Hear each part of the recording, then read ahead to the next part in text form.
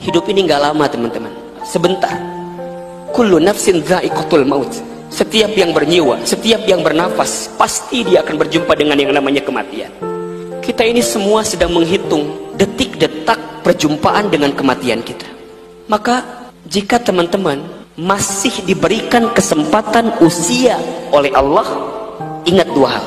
Satu, boleh jadi karena amal kita masih sedikit sehingga Allah berikan usia kepada kita agar di sisa usia kita memperbanyak amal kita.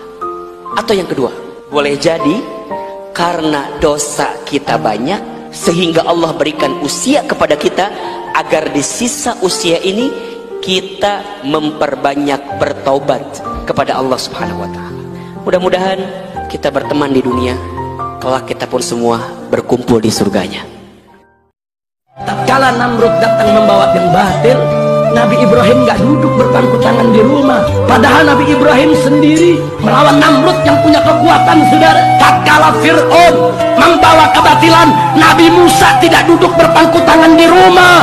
Bahkan sampai Nabi Musa dan pengikutnya dikejar-kejar, mau dibunuh oleh Fir'aun.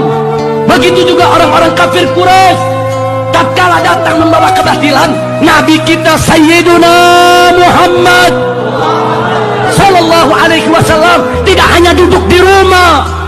Sirnanya kebatilan, lenyapnya kebatilan, hilangnya kebatilan diikat, disyaratkan dengan datangnya yang hak sudah ada. Jadi kalau yang hak tidak pernah disuarakan, yang hak tidak pernah ditegakkan, yang hak tidak pernah diperjuangkan, yang hak tidak pernah dilaksanakan, mimpi di siang bolong. Kalau yang batil akan sirna dari depan kita, saudara. Dalam sebuah riwayat Tirmidzi juga Nabi SAW pernah melewati pasar, ada bangkai kambing. Lalu beliau memegang kupingnya bangkai kambing itu sambil mengatakan, siapa yang mau beli ini? Kan sahabat mengatakan, ya Rasulullah, tidak ada yang mau gitu. Maka beliau mengatakan kalimat, fa wallahi lad dunya ahwanu 'ala Allahi min hadza 'alaikum. Ketahuilah bahwasanya bangkai yang kalian tidak suka ini lebih hina di sisi Allah, dunia lebih hina daripada bangkai ini. Dunia di sisi Allah lebih hina daripada bangkai ini di hadapan kalian. Jadi seperti kita nggak suka dengan bangkai kambing yang sudah membusuk, ya, maka Allah Subhanahu wa taala menganggap dunia lebih hina daripada itu. Bukan tempat target utama. Seorang mukmin melalui semuanya dengan tenang, nikmat bersyukur, cobaan bersabar, semuanya mudah bagi dia karena targetnya adalah akhirat. Dunia sementara. Jika memang harus terlepas, maka lepaslah. Jika memang harus pergi, maka biarlah. Jangan menggenggam terlalu erat. Yang membuat berat adalah hati yang melekat, merasa memiliki atas apa yang dititipi. Bukankah semuanya titipan? Lalu mengapa kita enggan? Karir, harta, dunia dan segala isinya sejatinya bukanlah milik kita. Bersyukur sudah diberikan kesempatan dititipi. Semoga segala kesalahan Allah maafkan dan ampuni. Jika benar merasa tertitipi, maka semuanya jadi ringan di hati. Berserah pada yang maha memiliki, bagaimanapun kehendaknya, melepaskan setiap urusan dengan bahagia, bukan menahan-nahannya seakan tidak terima.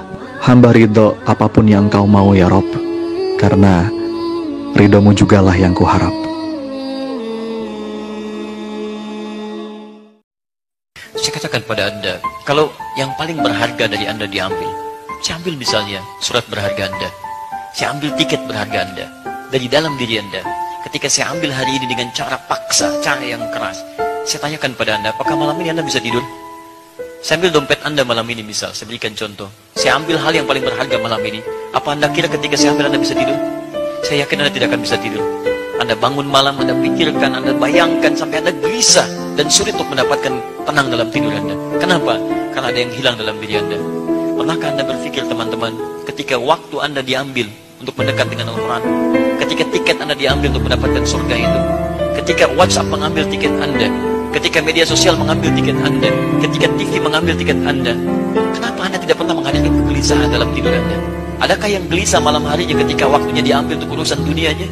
Jika Anda sudah merasakan kenikmatan itu, maka nilai-nilai kecintaan Allah sudah melekat dalam jiwa. Man as'adun nas, siapakah orang yang paling bahagia? Orang yang paling bahagia adalah man as'adan nas, orang yang mampu membahagiakan orang lain.